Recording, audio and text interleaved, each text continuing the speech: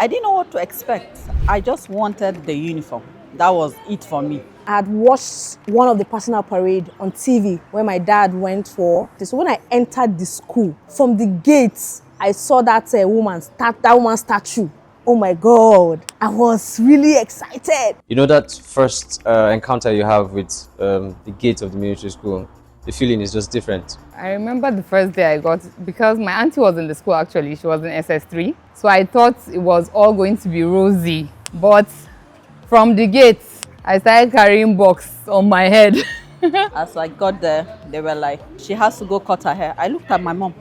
I was like, you didn't tell me that. I started crying from then because I was like, no, my hair is not going. When everybody was like, goodbye, goodbye, I refused to turn because I had started crying and I didn't want anybody to see me cry. And I was excited, but then reality dawned on me that I wasn't going to see them for that first term. My mom went back and it hit me that I have entered the stage in my life whereby I will not really be with my parents for a while. I landed during tattoo, and then I didn't understand what crossing parade was, and I went and crossed in front of SS3 boys, and then someone called, just told me to bring my head, and then knocked me with a plank. And I think it was a difficult experience at just about 10 plus, trying to find out why would someone just call me and just hit me on my head. That first day, there's this our senior, Bitrus Yakubu. He is a huge fellow, and he was screaming at us that we should carry our boxes on our head and start hunching. Those men in SS3, they were giants compared to us who were ants. They matched us down to junior school and we did the first 1,000 hunches. We were told to do 1,500 hunches. But I think when we were through, I don't know the number we did, when they said we should stand up, the whole of us, when we got up, we fell down immediately to the floor. We were made to carry everything on our head and hunch from down school to up school. And then, some of the experiences were like meeting people like Ogable Adamu. Those moments where you meet a senior and he asks you, where does your father work? You tell him, my father works at NNPC, and next thing is your father is a thief. Is that clear? The shout, the scream. I was pampered from the house. I was the first child. But when I came in, and then instead of someone to just talk to me calmly, hey, can you carry your box? I just said, hey, will you do this? Will you? The fear just got into me from that first day. I had to run back to the admin block. Later, I didn't check whether my dad was still around. I've never felt such fear before in my life. I just remember that the first day I couldn't sleep. That's the first thing I was missing home. Some of my JSS1 colleagues, so they came in, they welcomed me, and they were like, oh, by the way, if you have any provisions or anything good, you need to finish it now because by the time the seniors come back, they're gonna collect everything. And I had this big cake. I brought it out and that's how we finished the whole thing that moment. So I'll never forget that. I was coming from a background where that was not regimented in any form. So the first day I was dropped in school and someone called me and I was like, you come here, and I told him, you come. He walked up to me and it was a slap. And I knew where I was then. The first incident I had was with a JS2 boy who told me you were a bastard. And on hearing that, I gave him a hot slap. But I'll tell you that I live to regret that slap because every time the guy saw me, he was always taking back a pound of flesh. On that very first day, I bought job. I can't remember the senior's name, but I served punishment that first day. I won't forget it. Early hours waking up. I think was it like 4 o'clock we used to wake up. I came into the hostel. I had never seen anything like that before. Even though I was looking forward to secondary school, I just wanted to leave home. But I had no idea that I was going to be in a structured environment. So I had to say goodbye to all of my hitherto routines. As a clown, when I resumed, I moved my teens up school. So while coming down school, from 2 boys then, they were moving down school. When I started jogging, let's say my enthusiasm then, I was like, oh, let me just join this group of guys and jog. So immediately I joined them, I now received a hot slap from behind. Lo and behold, when I turned, it was Senior Muktabelu. It was just few days, I just got in a junior girl. I've been told to respect my seniors. I've been told to tell my seniors, yes, senior. And then suddenly a senior calls me and say, hey, you, junior girl, come here. I said, yes, senior, I doubled up. And I went there. And she was like, go to room 2. Tell senior so person that I said she's stupid. And I got there and they were like, yes, what are you doing here? Why are you just standing and mopping? And I said, good afternoon, seniors. A senior sent me, but I can't say what she asked me to say. Then one of them, so lovely, with a very good smile, she said, you know what, go ahead, say it. Who sent you? And I mentioned the senior's name. And she said, go ahead, say it. I said, senior, I can't say what she asked me to say. She said, go ahead. Nobody is going to punish you. And I said, she told me to tell you are stupid.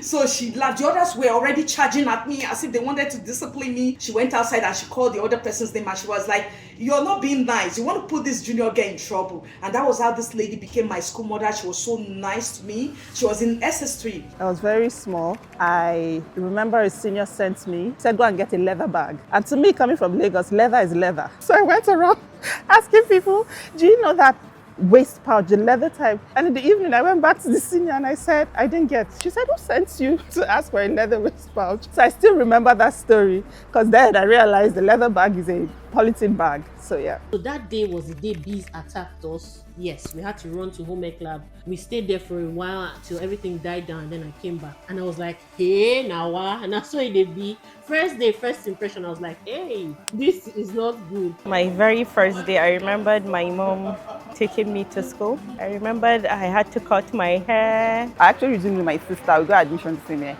So they made us this beautiful two-hand hair. They said, this one that would last us for long before. As soon as we reached the gates, that's how they made us to lose that hair. They barbed our hair.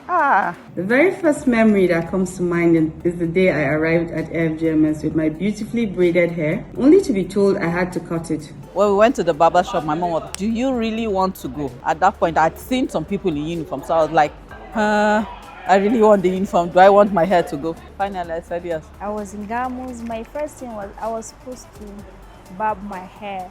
So I did, and I liked it because I've always had problem of doing my hair when I was younger. I had a cousin that always calls me Fido Dido because my hair was always halfway off. My dad told them that they should not lose my hair.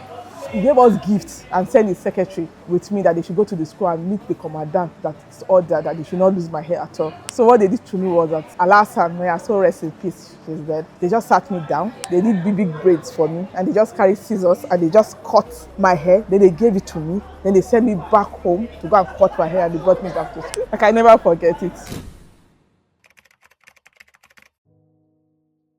Would I say challenges? I was very active when I was in primary school. And me, I know I have that energy. In fact, I turned 10 in school. It's like I was just in the school, but I didn't know what was happening. It was a lot for me. It was. I was one of those students that I formed the habit of writing letters home every day to my father because my family was staying in Jos. I wasn't living in Jos at the time. I came in from Yaoundé. I thought at that moment I had done something because I can never forget. I wrote a letter to my mom and I said, did I do anything that you sent me to the school, right? There was a time I wrote a letter to my father using my own blood to write, telling him that if he doesn't come and get me from that school, this will be the last drop of blood he will see. And it so happened that when he came, he went to the commandant's office straight. So they sent for me and my cousin Mubarak Mohammed in front of the commandant when they asked us about what is the reason why we did not want to be in school. I denied. I told him that I never wrote such letter. My father was so confused. I asked my cousin, are you aware of the letter? I said, no. I said, we did not write it. There was this, our senior, Charlie, I think he was labor prefect then. When my father left, the commandant told him that go and kill them. That was how we served punishment. I think I never wrote a letter again since that day. And I think the first term, no visiting. So you go to school first day and then you go home when school has closed. So somehow I had to survive. Well, adapting to the new life as young as I was back then, it was a bit of a challenge, but as time goes, we get to adapt. The tone that I was spoken to, it was always very sharp. It was challenging for me because I couldn't tell. I mean, I was used to looking at people's faces to understand their emotions, but I was in an environment where it was challenging to know whether this person liked you or not, whether they were angry with you or not. It was like nobody really cared about you. You were just a number. They were food that I was not used to, that I had to start eating it, like beans. I never liked beans. Eba, for instance, was alien to me. I think it was a music school that first they said Eba. But if you don't eat it, you will not see food to eat. Having a regimented eating habit, breakfast 9:15, lunch after 2:30, there about dinner by 6:30, it was a bit of a struggle for me. First of all, I struggled with how regimented the environment was. Ha, man, the parades. Oh man, they weren't funny. Then of course waking up early in the morning. Coming from a home where you wake up maybe like 7 and all, then coming to a school where you have to wake up like 4:30 and go and fetch water.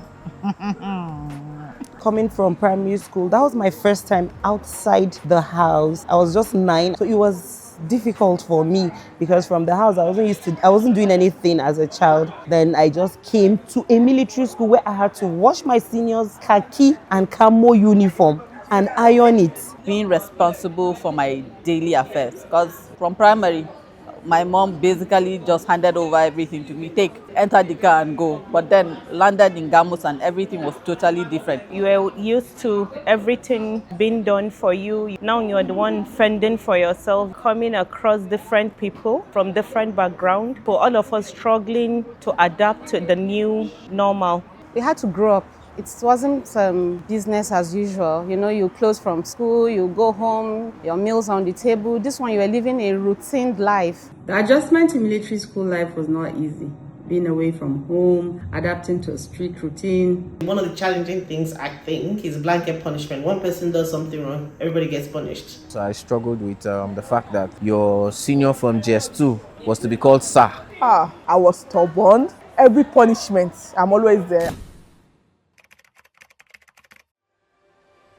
I wish after my secondary school, ladies were allowed to join the NDA. I could have personally joined. I also enjoyed the discipline, you know, just knowing what to expect. Like the civilian world sometimes is, let's just see how it goes. But in the military world, you know, you have to wake up at this time, and then you have to do this at this time. I still enjoy it till today. That structure, being on time, neatness. Honestly, I enjoy the discipline. I'm able to think fast. I'm able to respond to things. Like, I don't get scared easily. My children are always like, but mommy, everything cannot be perfect. I'm like, no, you have to do it. Lay your bed in a certain way. I cannot see creases on my bed and be fine with it. I always tell my kids today, I say I'm a very disciplined person, or I think I'm a disciplined person today because I went to a military school. I am an organized person today because I went to a military school. The parades give you a form of smartness. I loved seeing those lines. The prestige, the uniform, it was exciting. I always looked forward to all of those parades where we would have visitors, quarter guard. It was fascinating for me. I enjoyed PT. I was a little bit athletic. I enjoyed the military drills. I enjoyed that too. The aspect of discipline and respect. What I loved most about military school was the discipline, order, teamwork, and lifelong friendships we've built. So what I liked about military school is that was the first time I was able to be around people from every part of Nigeria. The bond you have with your classmates. The moment I enjoyed most then was during squadron leader Usman's time. The food changed drastically, you know. We started eating fried rice with chicken. Then we started having bread butter with cornflakes. Military school shapes you to be resilient. Resilient. Resilience. Resilience. Resilience. Resilience. Resilience. Great discipline. Up to now, I still find it very difficult to attend any occasion late. I don't even understand what is African timing. Once an activity is supposed to be 10 o'clock, I will be there by 9:30. I was taught to be always on time. I'm conscious about time. I'm timely. You can't take that away from me. I can actually get ready in 5 minutes. Like I can take my bath in 2 minutes, and I'm not joking. And when my husband is like, I already out, I'm like, I mean that is to count 50 for me to bath. Number 1 is discipline. Number 2 is punctuality. Number 3 is being upright. Attention to details. Just generally being organized. Military school made me strong. If there's anything I can say I learned from that place is confidence. Of course, our training was not as hard as the Navy SEALs, right? But then there's what they say that the only easy day is yesterday. And I'm able to bring that into whatever I do. It taught me discipline and honor. Hard work made us to be strong. So the military school has taught me to be strong, independent. So I call all these qualities, but I don't know if they're necessarily good. really. Because as we grow, I'm thinking back and I'm like, yes, I'm strong, but do I really need that strength? You know, you can be independent, but I think we were made to depend on each other. So Precision. You have to be precise in everything you do. I think there was something that one of our classmates, Kunfa Longman, used to always shout, you know, I'm going to make it by hook or by crook. And I took a positive out of it. But just knowing that succeeding is not an option. Whatever you do, that's our mantra, strive to excel. When I remember our motto, strive to excel, that's really what it is, strive in every situation. And I think that's also part of what we hold together as the class of 2001. We do our best and we support each other. Mrs. Ogunaike, my clothing and textile teacher. I used to have our home economics before accounting. I dreaded calculation, but I just used that avenue to dodge because it was like a safe space for me. From her, I knew how to bake because she also had contracts. Today, it's part of things that I do like at my leisure. And I'm really grateful to her. So from my JS1 to JS3, I had a godfather, Shea Osho. He actually took us under his wing. Me, Usman Audi, Jamilu Bawa, we're from the north. And he took us under his wing and protected us. But I think what stood up for me was Hariman Benugba. He was in the relay team, and then I was always following him upfield when they're having their practice. And one day they were short of one man. And they were looking for who is going to be the other person because they wanted to have like 3 sets that were running. So he now asked me to come and join. I told him that I don't know how to run. So eventually I went and I ran. And from that first day till my SS3, I became a runner. I think at the point in time I rose, I became the captain of the relay team. That would be Mary Medubi. She was my school mother, you know. So of all the people that were there and backing at you and all of that, probably because of her position as the FCS president then, you know, she was very loving, very attentive, paid extra attention. I remember my guardian back then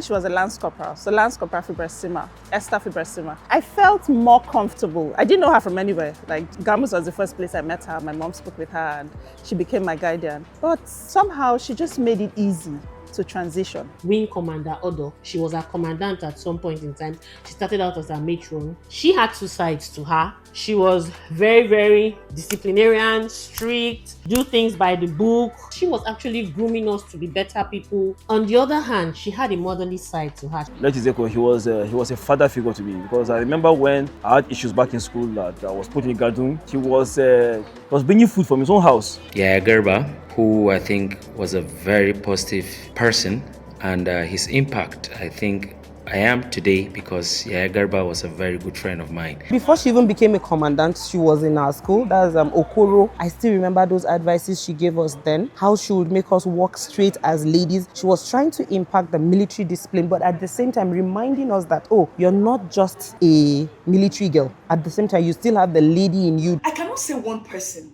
That's the funny thing about Gamos. You know, that sisterhood from... sometimes now, when I look back, I am like, okay, who are the people who thought of having this kind of school for girls? Where, you know, girls are taught discipline, leadership, and it helped to shape who I am today. There were multiple people, not just one person. I would see maybe Senior Lawanda and be like, oh no, I want to be smart as she is. There was Hadiza. I said I want to be as smart as she is. There are lots, but I'll talk about Kemi Bodi. Kemi was my school mother and I struggled. I had seniors that would pick on me, but Kemi Bodi was really kind and she helped me navigate around the military school, how to keep my lockers tidy, you know, with the time management. Emmanuel Mikumu was one of my most impactful seniors. He was always there for me. He gave me enough shy. Because I remember running into overall Muyo Akintunde in the dining hall. And then if not because of Oga Mikumu, I think, wow, it would have been something else. So those are kind of moments that I will never forget. I remember one of my school mothers, like Sasada. She was a serious-minded person, but she still had a playful aspect of her life. And she never looked down on anybody. I don't know if he was a flight lieutenant or flying officer, but one of them, Adeoshun, the guy who taught us further maths. He made me love the subject. It was actually a teacher, Mrs. Lawal. She was our biology teacher. At a point in school, I was almost expelled. Before then, I don't think she didn't know my name. But in class, she just like, my friend. When they set up the panel talking about my expulsion and all of that, she didn't even know who I was. But when she heard about it, she was like, no, that this is not something that is supposed to call for expulsion. And it's after everything, she now said, oh, my friend, so you're the one that we're talking about at the panel. And then eventually I was not expelled. So I would always remember her. There are a lot. I don't want to mention names, but I think I have the best backbones. My backbone so far till today, they are my brothers and sisters. FSZ late. At the time, we felt it was being too hard.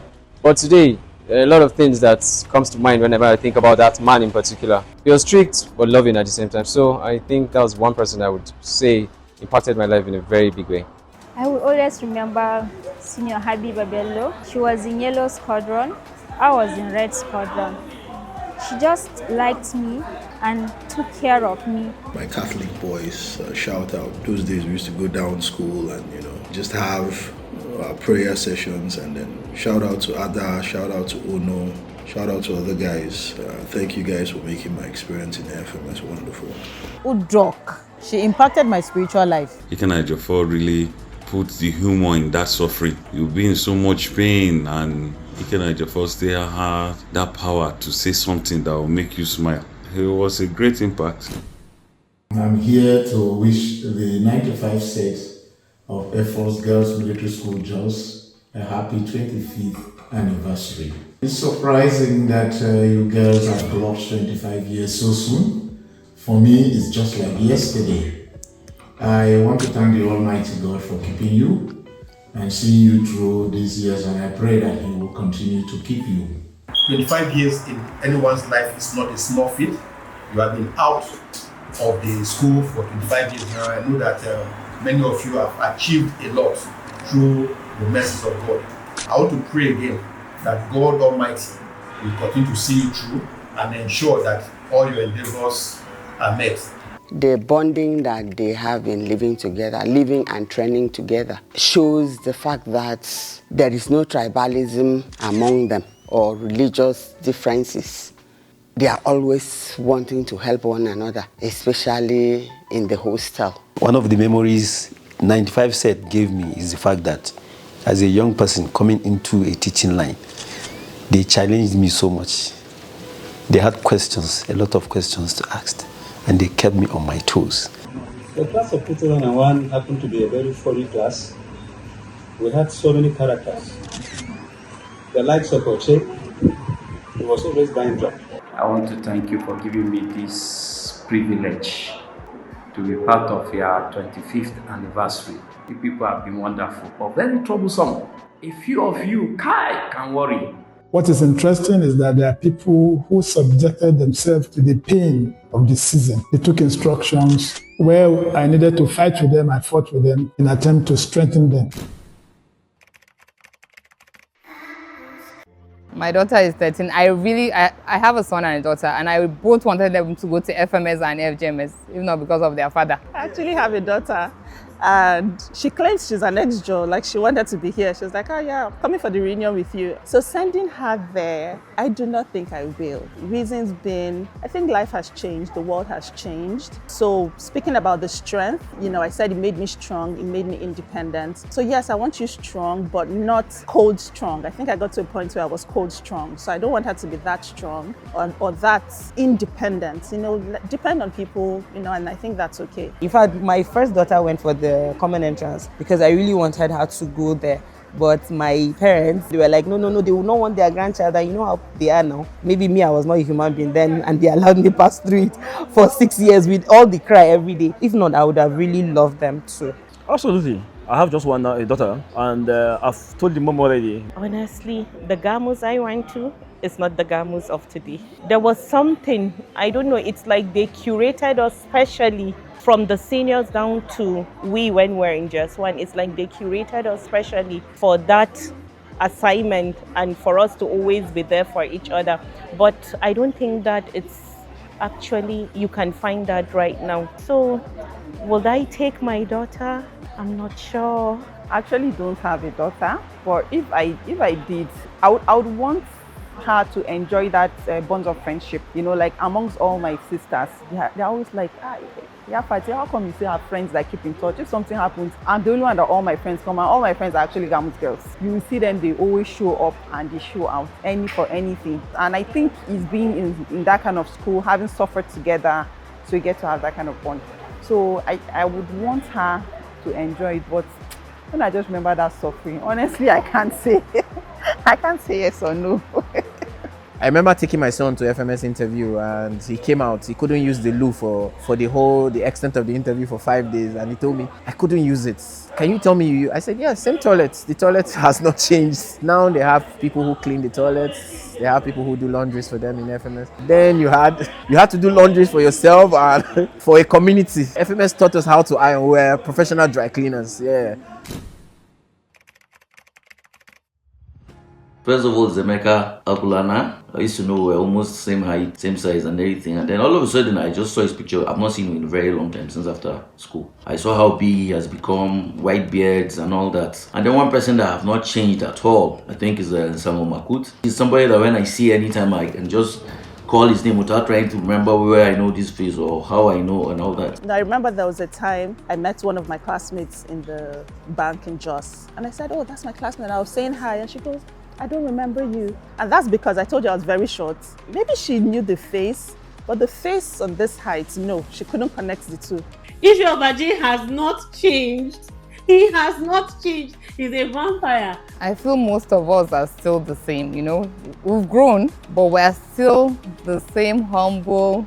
Like once we meet each other, you know, it's still the same person I'm seeing from years back. As I said, we're still very united. Yeah, I'm very proud of us. You know, when you're always together with somebody, it's probably almost difficult for you to notice their changes. But if there's anything I am proud of and I know is that I notice that gradually none of us is lacking. And even the ones that are lacking, we still look for a way to find a way to carry them along. Honestly, my classmates, 95 sets, they have held me, they have pushed me. They know that I'm a very happy person. The moment I'm sad, everybody's, what is happening? What is wrong? They are ready to carry me along. My best sisters so far, they are Gamo sisters. Even my brothers to the S-Jam too, they are wonderful. They are always there to support us, always. One thing with 95 sets, we communicate a lot. Communication. No matter how it is, we ensure we communicate, even if we are fighting. We are sure communicating. But we're not afraid to tell ourselves the truth. We come together and we don't just throw you away. We're open to each other. We don't hold back. When we fight, we fight. We're not afraid to put people in their places. We just have this craze, this specific craze that is only entitled, it's just in fact, it's specific to 95 sets. I think we outnumber other sets. Maybe our set was a bit unique. At some point, we're trying to see, okay, do we move from military? Do we come back? So I don't know, maybe because we just did life together. I don't know, me, I think we genuinely like each other. And we don't bring in classism into our things. I think the friendship has kept us going because it's generic. It started when we were in school. So I wouldn't say that the bond just is superficial, no. I think we have not forgotten where we all met. We still hold that identity. I don't connect with my university mates. Being in Gamos, we're all children. We are 10, 11, 12 highest, and being in the same space, being together for 6 years gave us that bond that we have till today. You know, when you build a bond with people, especially when that bond is a bond that started long before anybody's name was anything to reckon with, if you understand what I mean. Majority of us still see ourselves like back in school. Most of us were 10 years old when we got to AFMS, and then we bonded. We became one. I didn't know what was a Hausa boy, Yoruba boy, Igbo boy. I didn't know anything about tribalism or religion. The challenges we overcame together have kept our bond alive. We always show up, regardless of how you feel. Even if you're fighting with someone, you still show up. If one person is getting married, it's spread around. Everybody's trying to, oh, let's go there. We have had several meetings. We've been there for ourselves for birthdays, weddings, funerals. You know, one thing I believe is those difficulties and hard times we went through in AFMS is what has kept us together.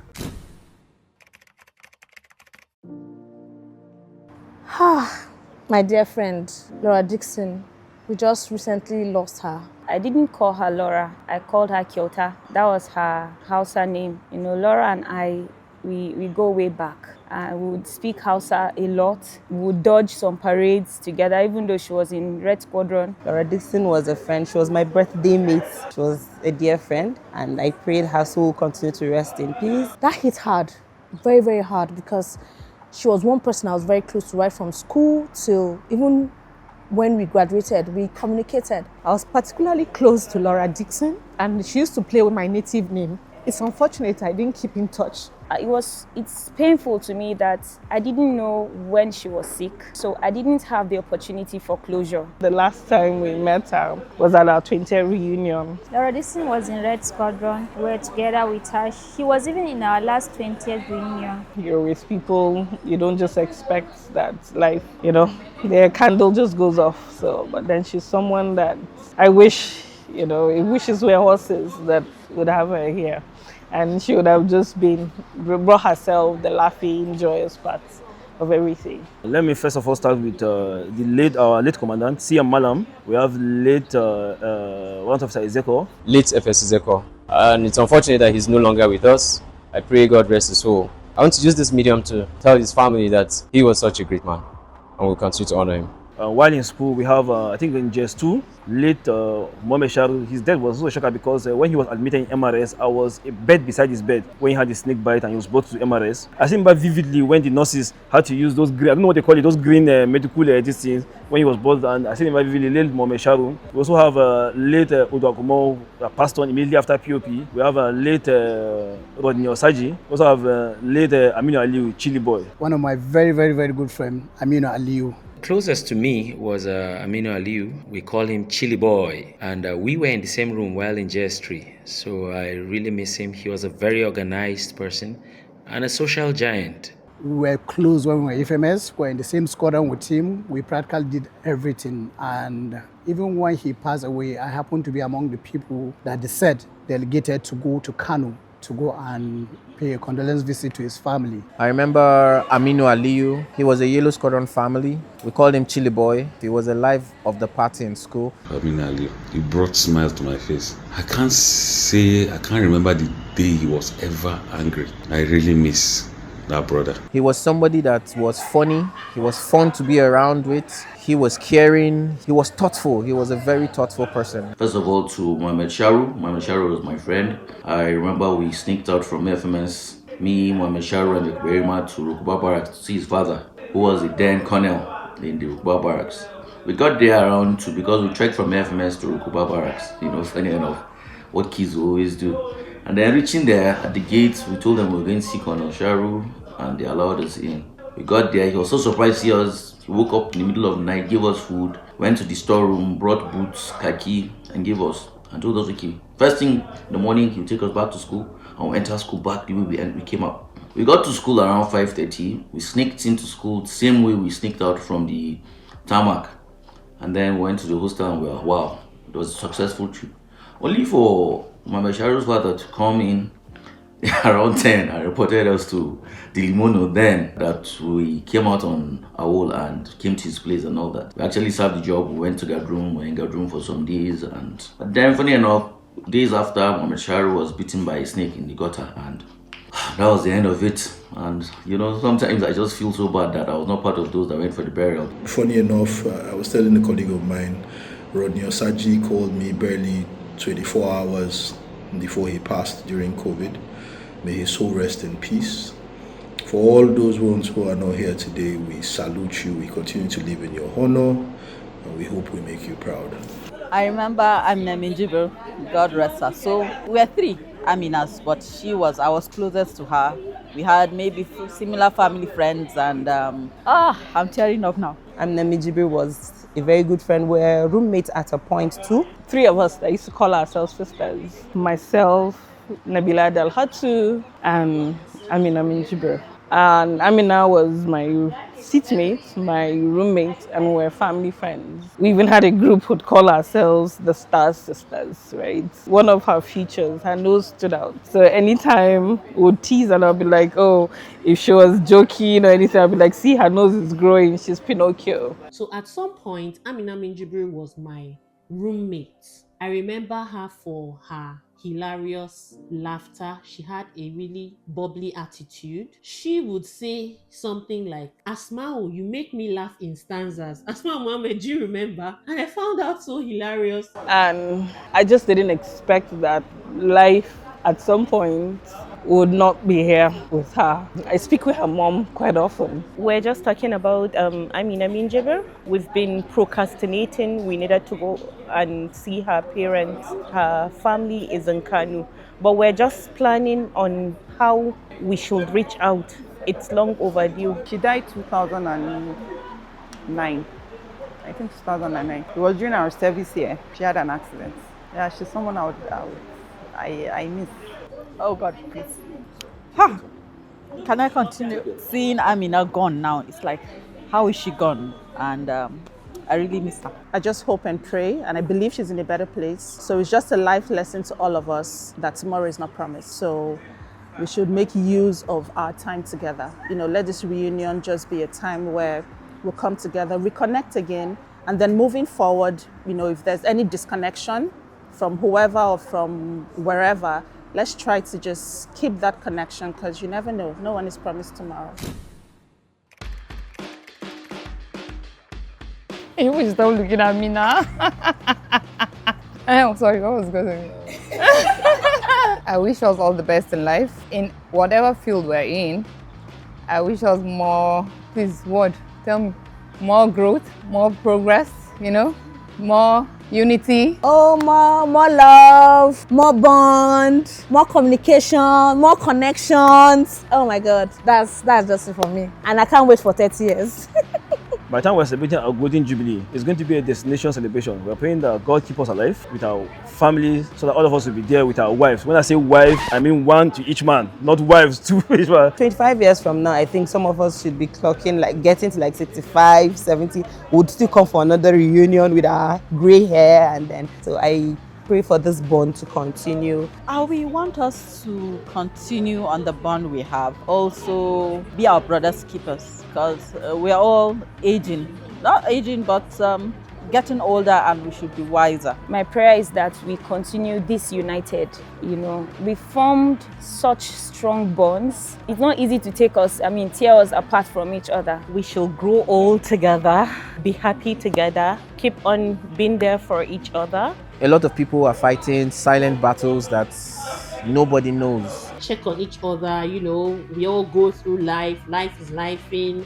Be strong for yourself. Look for somebody you can talk to. Let's stay together. Let's be alive. I pray that our bond, as it is, will continue to wax stronger.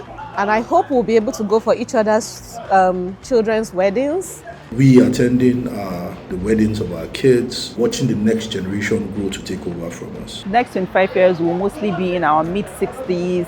Time will come where you can't really play, you can't really jump. The value that we have built, the legacy, those are things that when we look back, it will give us hope. For us also to be able to give back to the society. My hope is that we'll be able to look back and say we have played our part as mates. We've been able to give back to the institution who made us, and we'll be able to give back to the country entirely. And above all things, to serve God and to be a blessing to humanity. I see us doing great things, and I hope that we would have maybe a senator, a deputy governor. A lot of us, our kids are finishing secondary school, some are in university. Before then we were always busy, children, school runs. Well, you don't even have that now. So now we even appreciate the friendship more. I really, really was hoping that I would make it to this reunion. But I hope that the next one that will be coming up, I don't know, I know we'll do the Golden Jubilee. Before then, I'm sure we'll do some more, maybe 30th or some other ones. I hope that all of us will be alive to see that day. The next 25 years, I'm trying to calculate our ages at that time. No, we won't be old. We'll still be very young. So I'm hoping at that time we all prioritize our health so that we can be in a place where we can travel from wherever, come together, have fun, and be, excited. So health is a big thing. Let's live a healthy lifestyle.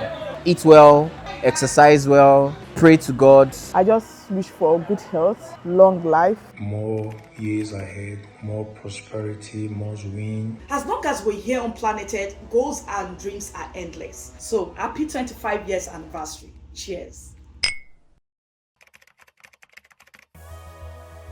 I had the opportunity to speak to the students this year again, and looking back, I tell them that we need to build friendships. Some of the friendships they have right now are the friendships that are going to last a lifetime. See, make your connections now. Don't be afraid. See, those things are complaining. It's punishment. It's not, it's building stamina for you. Seize every opportunity to learn. It might not be palatable at the time, but it's worth it in the end. That senior you look at and you feel like you're uncomfortable about, time is coming, another junior boy will be uncomfortable about you. It's patience. Focus. Never lose sight of yourself, your dreams. Never lose sight of who your friends have been. So I'd advise them to just keep it cool, keep it real, keep it organic. This bond that they have now, they should hold it very tight, because when I want to count my friends, it's 95 sets. I thank my parents for not heeding to my cries then, because possibly I wouldn't have had this sisterhood that I have now. Be truthful to yourself. Don't allow other people's judgment be the base of your own judgment. So you learn a lot of good things and bad things.